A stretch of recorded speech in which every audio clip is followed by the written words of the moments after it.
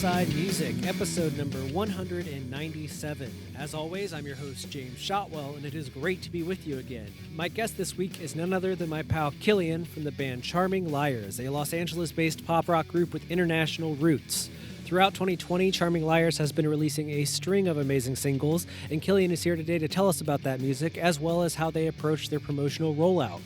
Given the state of the world, we also talk about the pandemic, what we're doing to stay sane, what we miss, and how we're both adjusting to the changing landscape of the music business. It's a really great episode, and I think you're going to enjoy it. But if you need a little help adjusting yourself, then might I suggest our sponsor. Holics.com is the leading promotional platform in the music industry. If you go to Holics.com today and sign up, you will get access to the same promotional tools used by bands like Slipknot, Tool, Blink-182, Charming Liars, and countless more. Just visit Holics.com today. That's Haulix.com today. All new accounts include 1 free month of service, so get on, give it a shot, and if you don't like it, cancel. No harm, no foul, no questions asked. And if you've already done that, then please feel free to check out Charming Liars on all music distribution platforms like Spotify, Apple Music, and so forth. And if you've done that as well, then the only thing left to do is to sit back, relax, and enjoy this episode of Inside Music with Killian from Charming Liars.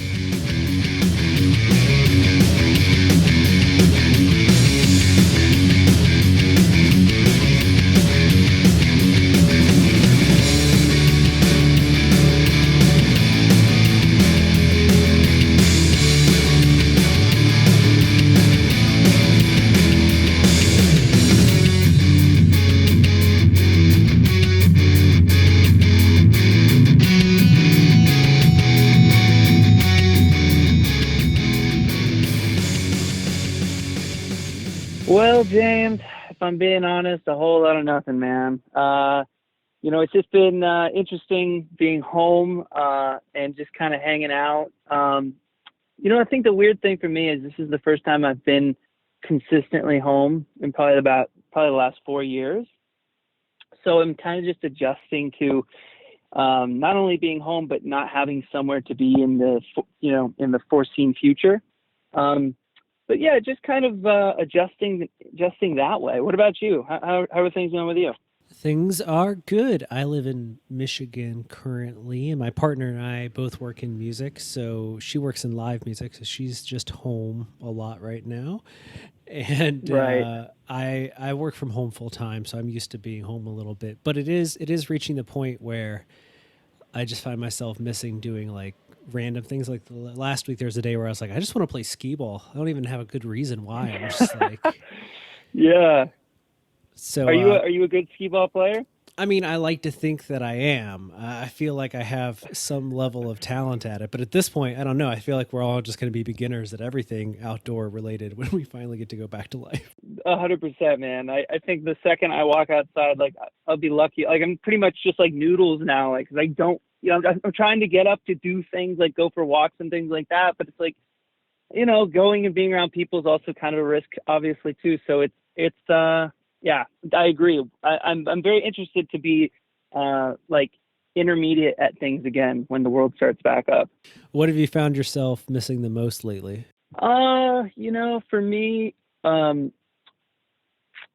think a lot of the things I enjoyed doing I kind of do at home anyway. Like I really enjoy playing online video games and things like that. And writing music is something I can do at home. But I think the thing that is the hardest is kind of just going out into nature, going and being outside or just going for walks and things like that. Cause, I just forgot how amazing, like something as simple as a tree is. It's like, wow, that thing is so huge. This is cool. So that's kind of the thing I think I miss the most. Not skee ball though, but maybe one day, maybe I'll get better at it. I mean, all my things are really random, like movie theater popcorn. I was like, I'll just pay the extra money at this point, just for the convenience of it all. That's my life this week. Dude, I'll tell you, I think I miss like Slurpees. Like I haven't been to a 7-Eleven in months. And I think Slurpees are the one thing I also miss. I mean, they're available to me just down the street, but I'm not going to go to a 7-Eleven right now, Yeah. I definitely understand that feeling. And recently around here, they just started to open like dairy bars and things like that, where I see people lining up sometimes when I do have to run out and get groceries, and I'm like, I'm just not. That's like the weird thing, right? Because you want to get back to it, but there's a part of you that's like, there's a little bit of hesitancy there. Yeah, 100%, man. I mean, I had to go out driving earlier to drop something off at UPS, and like I haven't really gone and done things like that. So I had the whole, the mask and the hand sanitizer, and if I saw somebody, I just ran the other direction and that kind of stuff. But it was kind of interesting seeing, on the floors they had, boxes set out like in tape for, people being 6 feet, or 6 feet apart and things like that. And I think I saw someone without a mask, and it was amazing how many dirty looks that person got by everybody else in the store. Because it's like a thing, you can't go outside without a mask. You just can't do it, you know? It's crazy how fast we all turned on the anti-mask people. Like now we're just like, what are you doing? We're outside right now. Yeah, What do you think you're doing? you're so irresponsible. Come on, we're all wearing masks now. This is the first step towards Mad Max. We're working on it. Come on. I'm into the whole mask thing, because I grew up playing Mortal Kombat trilogy, and all of my favorite characters wore masks. So, give me a green can of spray paint, and I'll be Reptile every day of the week. So it's no big deal to me. I've not seen enough branded masks like that where someone takes things like I have not seen Mortal Kombat masks yet, but they have to be coming. It's just a matter of time. Oh yeah, you give it a minute. I mean, I've noticed a lot of bands and things like that. They've started adding, they have branded masks and things like that, and it's just like this is just. It's gonna get. Trust me, it's gonna get out of. It's gonna get out of control. The amount of branding masks that come out. Yeah, so I'm definitely looking forward to those Mortal Kombat masks soon. Yeah, I work with a few bands, and we had a meeting over the weekend, and someone brought up doing branded masks, and we were all just like, I don't know, it feels weird to be like, listen, you need masks, we need free promotion. Why not socially distance while promoting our new mask? It feels like a weird product still.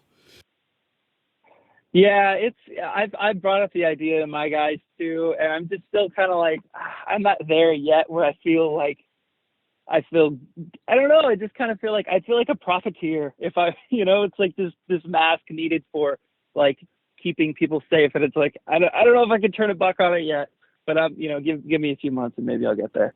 Oh yeah, once you see one artist who does like once there's a story in like digital music news or music business where some artist sold like 10,000 masks, everyone's going to be like, "No, we're fine with it now. We're cool. We're down to sell Yeah, some this masks." is this is a thing. Yeah. They also look like they're probably really cheap to print if you make enough of them, so as long as the interest is there. Yeah, or you could just go the whole like Kanye route and just put no design on it at all and just say it's your design. And then it's just like, oh, this is the coolest thing ever. Or you put like a little, I don't know, you could put like a little watermark on it. Be like, oh yeah, that's totally like a Kanye uh, mask piece thing. I don't know. Maybe we could go, that would probably save a lot of money if we went down that route, but we have so many designs we probably want to put on it that I don't know, we might go the other route too. See Just now, fine. now this in the course of this conversation, I've switched sides. I'm pro selling masks now. Just find a bunch of fans who are already like making them with their sewing machines and be like, listen, we'll just push them through our store as like unique charming liars masks. We'll cut you Yeah, a percentage. Some will go to charity and we'll keep the rest. It's fine. You guys just keep making them and turn into our manufacturers.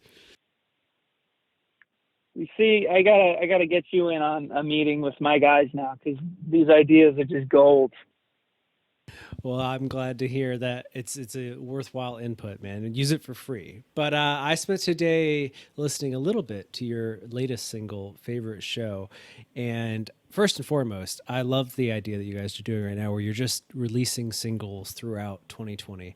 So I want to start there. Like, what was the motivation? Because I know that you came to that conclusion before all of this happened. So what led you guys to the idea of like, we'll just put out singles? Well, I mean, when we first started, we had done the whole EP thing, so we wouldn't fully invest our time and all of our energy into making, a full record, and then we got to the point where we were like, you know what, the music is the music was kind of being written and recorded at a rate where we kind of decided we could probably put out a record. All this whole body of work kind of summed up a record. So we did Thought, Flesh and Bone in 2019, and then after we released that, we were kind of like, releasing the record was cool. And I don't think we'd rule out not do, I don't think we've ruled out not doing it again or doing it again. But we decided kind of just to do it backwards. So instead of releasing a record and then having, we're going to go to radio with this song or this song or this song, we're just like, let's just do a song each month. And then at the end of it, we'll release a record. That way you still get the album format at the very end, but also you're not waiting, a year and a half to hear something new from us, or, one single is going to hold you over for, 9 months or something. It just, why not? Just kind of, the songs are there, they're written, and it kind of puts pressure on us to keep writing and releasing music too. So that was kind of the thought behind it. And did you record just a batch of songs all at once, and then you're just kind of sitting on a pile of material, or are you working, like releasing one and then starting on the next one? Yeah, well, me and Carnegie, we've just been really, the way we usually write is we're always writing. So whenever we're not on the road, we're always trying to just write and record, usually about 2 or 3 times a week. So the music is kind of always constantly being produced and churned out. So there was definitely, obviously before we released Golden State, we kind of already had a batch of songs that we had already been, some were songs that weren't finished for Thought, Flesh and Bone, and had kind of just skipped that cycle, and we decided to give a little more time to them and work on those. And then other ones are brand new that we, that's the interesting thing, is we'll record a song and write and record a song, and it'll take us maybe 2 weeks, and then another song will take us 3 months. So it kind of varies. So, but yeah, with the last 3 songs, those were songs that we'd kind of been sitting on for only a couple months, with the exception of Blame, because Blame is actually a song that we had written a couple of years ago, and it didn't make the cut on Thought, Flesh and Bone, and we kind of looked at the song again and kind of worked out some of the pieces, and we figured it was probably the right time to release it. So. Well, I think it worked out, but as much as I like it, the new song, Favorite Show, stands out to me more. Maybe it's the artwork, which I want to know more about, but it's just a track that, it's weird because right now we're stuck inside, so everything is kind of filtered through the, what can I do while listening to this song on my feet somewhere? But when I hear it, it at least transports me to driving at night in your car, going somewhere, or having something to do, and a soundtrack for it. So I appreciate it for that note, but let's start with that song. What can you tell me the story of Favorite Show? Well, Favorite Show, as far as the artwork goes, I wish I could be more useful in explaining. I mean, basically, our bass player Mike had seen some art by an artist on Instagram, funny enough. That's how everything happens these days, I suppose. And we really loved her work. And I feel terrible because I don't remember her name at the moment. But if you look at Favorite Show, if you find our song on Spotify or Instagram or any of that stuff, I'm pretty sure we have her credited as doing the artwork. So if you're interested in her work, that's where you can probably find it. And the way the song kind of fell into place without being extremely detailed was it's a song about basically being romantic while the TV's on, which is a common thing that a lot of people have probably experienced. You're watching TV and then one thing leads to another and another thing happens. Some of it was kind of from obviously some personal experiences. I won't go too much into detail without upsetting the missus, but there was also some inspiration lyrically that I pulled from some love scenes from movies from the 1980s. Mainly, one of them was the very first Terminator film. There's a love scene between Kyle Reese and Sarah Connor. And I remember seeing it as a little kid, and the thing that really struck me was that it didn't have a lot of, it was very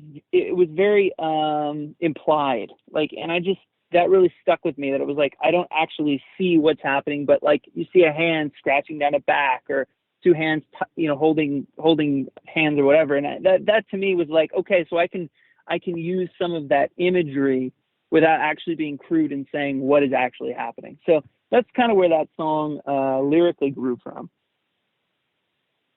I mean, 80s films had the best love scenes probably in the history of Hollywood. Right? Top Gun, Terminator, Oh, I mean, yeah. they're all in there.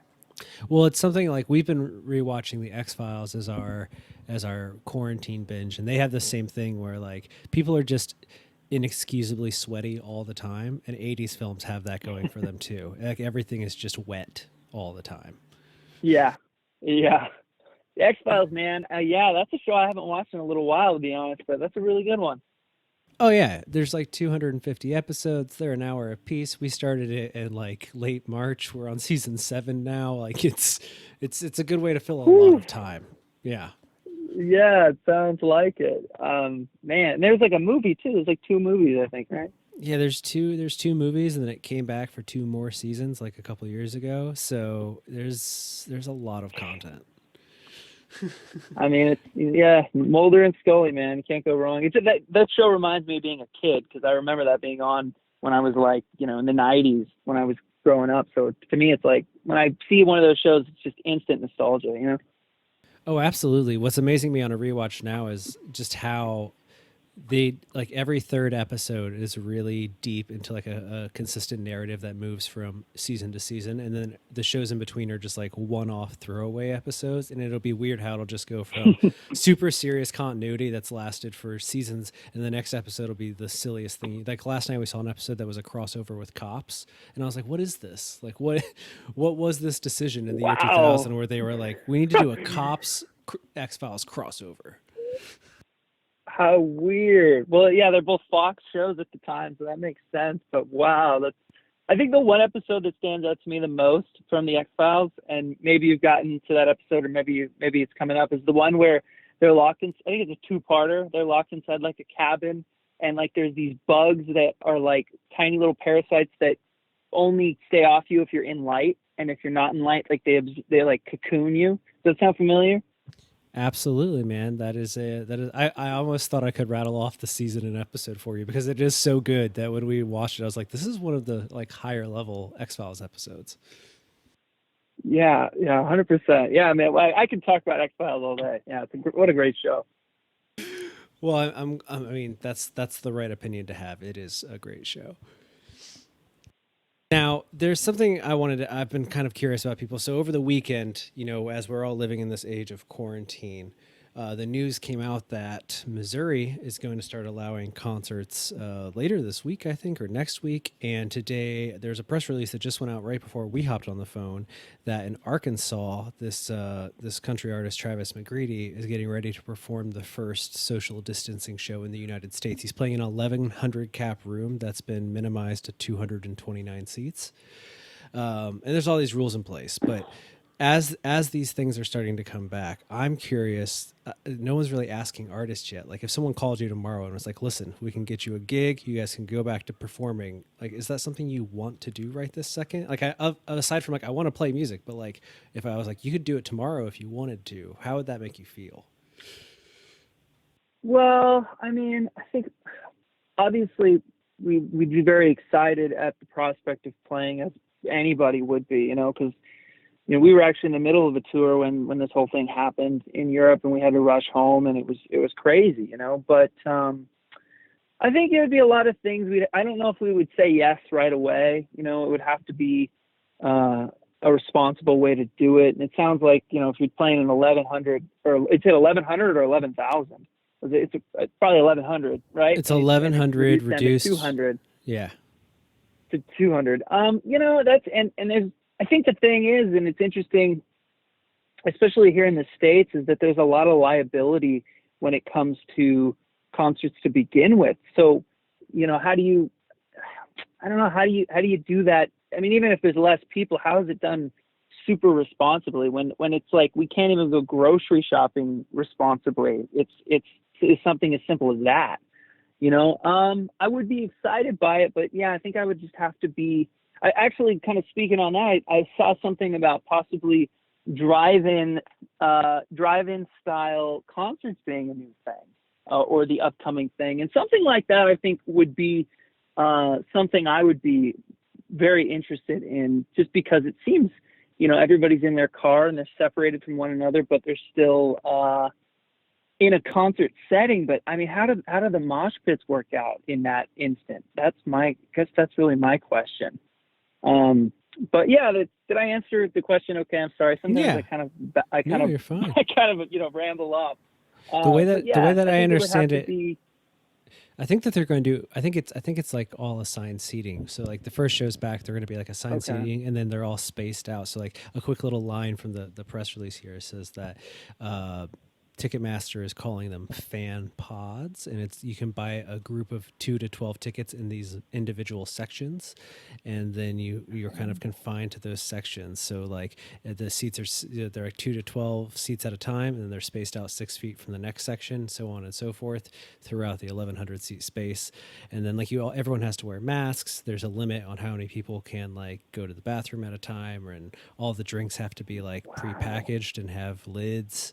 It's like super tough. I guess my only question is, how is that even profitable? Like, not even thinking about like that just sounds like a lot of money being poured into something. Like, how much are those tickets so they can, turn a profit? You know what I mean? Like, that's got to be, I mean, his production, I have no idea about what it would be, but I'm guessing him and all of his crew and all that stuff, it would probably be a limited crew, but like, you're renting out an 1,100, for 200. Yeah, I don't know, man. I mean, how much is a T-shirt going to be for that? I don't know. That's interesting. Yeah, that's something that I think that as much as people want to get back to shows and like they're like, yeah, we'll do reduced capacity, but you hit the nail on the head. Is that I keep coming back to like, listen, you still have to like cover the costs of running the show plus paying the artist. So if we're only going to have 200 seats, then 200 people need to cover 1,100 people's tickets in theory. Yeah, at least in their spending, to some extent. That's crazy. Yeah, unless it's like a huge artist. Yeah. Right. Unless it's like you're going to see like U2, and it's like it's part of the gimmick is the fact that you're seeing it with 200 people. Like, that's kind of an intimate experience. I don't know how big this other artist is, but I'm sure it'll be really cool for the people going to see it. But yeah, for it to be like a profitable, like a super profitable thing, I would imagine the artist would have to be someone like, Elton John, or like a big legend like that, where you're gonna pay top dollar regardless to see that person in a small setting like that. But I don't know. That's weird. Yeah, it's strange. And about the drive-ins, I think that's actually it's a cool idea. I immediately pitched it. We have like 8 drive-in theaters here in Michigan that still operate. So I emailed somebody that is a promoter in the area, and he was like, we have zero interest in attempting to do that. And I was like, really? I don't know. I mean, if people want to go, I think it's worth trying. Like, it doesn't seem like the worst idea in the world to me. Yeah, not at all. And I think for the artist too, like, I'm just thinking about how I would feel about it.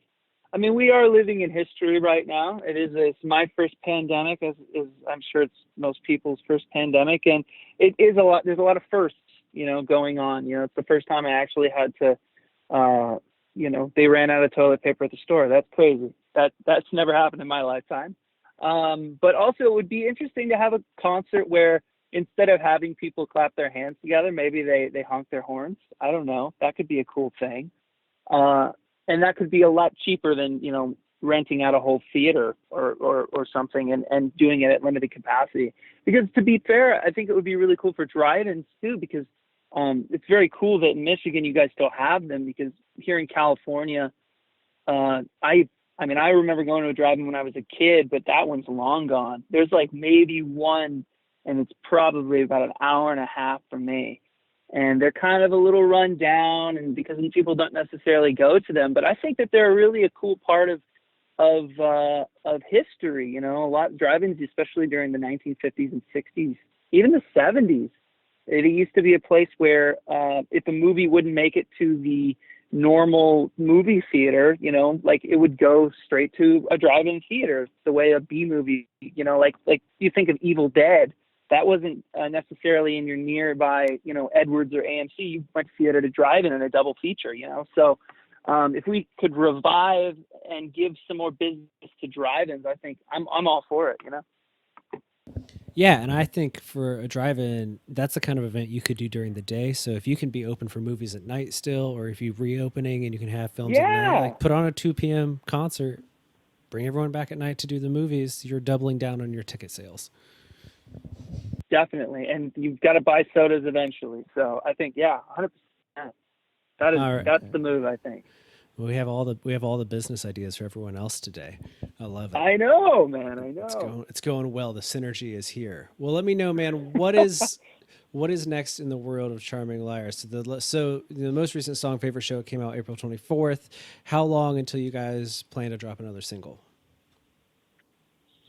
Very soon. We've got a couple songs that we just kind of got back from being mixed and mastered. So I think the next step is definitely releasing a song. And then we've got some video ideas too. I mean, obviously things are really weird right now because we had these really big ideas for music videos for a lot of these songs, and we've obviously, we can't put a crew together because social distancing and things like that. So we've had to make amendments and things like that. So we've definitely got some videos that are going to be created as well that kind of that are not reliant on people being in the same room together. So that's the next thing too. It's just trying to stay creative in that way where we want to release music, we want to release content, and just finding the best way to do it. So I'd say definitely within the next 2 months we should have a new single. It's weird even calling them singles now, but a new song. Maybe even in the next month, because I know we've been trying to kind of keep consistent and once a month release a new song. So very soon. That's good to hear, man. I really think that what you guys are doing is the best way for people to be releasing music, especially right now. But just in terms of not having to, as you kind of touched on earlier, put out one song and then, I don't know, grind yourself down to dust trying to promote one song when you can just kind of keep giving people new content regularly, which I think is ultimately what they want more of, and not just like 10 different ways to promote one song. Yeah, 100%. I mean, it's definitely like, before when you could release a record and then go tour that record for 2 or 3 years, that was one thing. But, now with Spotify and things like that, it's not, it is kind of different. You can release a new song every other week or every other month because people, they have a way of digesting it. They don't have to sit by the radio station for them to play your song. You have access to it. You can choose when to hear it and when not to hear it. So it's definitely cool in that way. Absolutely, man. And it'll be interesting to see what happens when all this comes out of the wash of the pandemic and everything. But I'm glad to see you guys out there representing people, doing a little forward-thinking music industry business, putting out constant new music. I know a lot of people are a little nervous to put out songs right now, but I feel like people want something new to enjoy more than ever right now. So I'm happy to see you guys pushing ahead with this great idea of yours. Thanks, man. Appreciate it. Absolutely. Well, I'm gonna let you go now, but before I do, tell the folks at home where they can find all things Charming Liars. Well, if you're still listening to this interview and you're not sick of me yet, you can find all of our music and all of our information at just our Instagram at Charming Liars, or our Facebook, or we even have a fancy website, charmingliars.com, if you want to go old school and go click on some of that stuff. We have some cool merch and stuff like that too. And hopefully we'll be out on the road, whenever this thing, kind of gets sorted out. So hopefully come into a drive-in near you very soon.